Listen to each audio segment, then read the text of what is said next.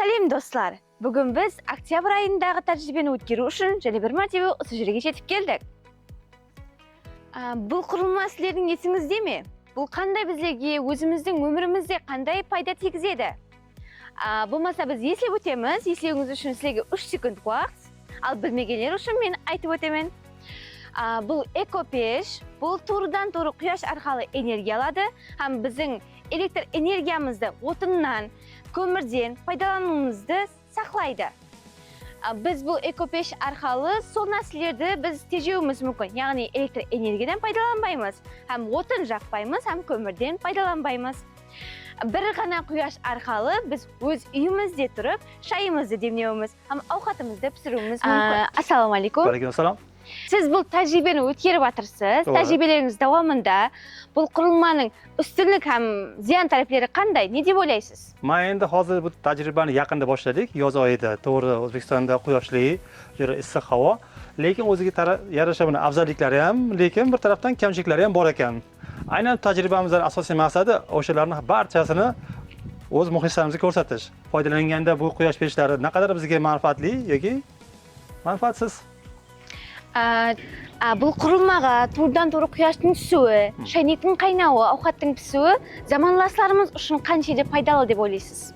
Men avvalom bu uskunani o'zim juda qiziqardimki, naqadar bu quyoshdan foydalansa bo'ladi. Ko'ryapmiz, quyosh panellari bor, elektr energiya almashtirib beradigan. Lekin taom pishirsa bo'ladimi, suv qaynatsa bo'ladi degan savolga mana javobi bor, lekin bu qadar foydaliligini hali o'zimiz ham oxiricha bilmaymiz. O'tgan safar esingizda bo'lsa, sentyabrda biz sinov o'tkazganmiz. Unda quyosh yaxshi edi. Avgustda ulgurganimiz yo'q. Mana oktyabr oyida biz bu sinovni davom ettiramiz. Ko'ramiz, agar shu uskunada choy qaynatsak, necha daqiqada suv qaynab chiqadi. Va shu bilan birga bir ikkita taom pishirib ko'ramizki, agar u taomi ham shu oktyabr oyida ham bizga to'laqonli ovqatni tayyorlab bera olarmikan. Shundagina keyin javobini bilamiz va bu tajribamiz aslida davom etadi. Oktyabr, noyabr, dekabr, balkim may oyigacha har 2 hafta shu yerda ko'rishib turamiz va bu tajribamizni respublika bo'ylab davom ettiramiz. Biz yaqinda yana shunga o'xshagan uskunamizdan 10 tasini keltirdik va uni o'z respublika bo'yicha yoyamiz va viloyatda qiziqqanlar uchun bu o'z kanalimizga yoritib boramiz. Qiziqqanlar xonadonida yoki chekka hududda, misol uchun, dehqon xo'jaligi bo'lishi mumkin yoki cho'ponlar bo'lishi mumkin. Qiziqadiganlar bo'lsa, ularga ham shu uskunamizdan bepul yetkazib beramiz. Aynan bizning birinchi maqsadimiz buni O'zbekistonning naqadar foydalisi borligini ko'rsata bilish. Avazxon aka, men o'zi chet elda bularni ko'rgan vaqtimda, chet elning sol qanday pishirib turgan vaqtlar men chet elda ko'rganman-da bu o'zi. Sol vaqtda men hayron qolganman.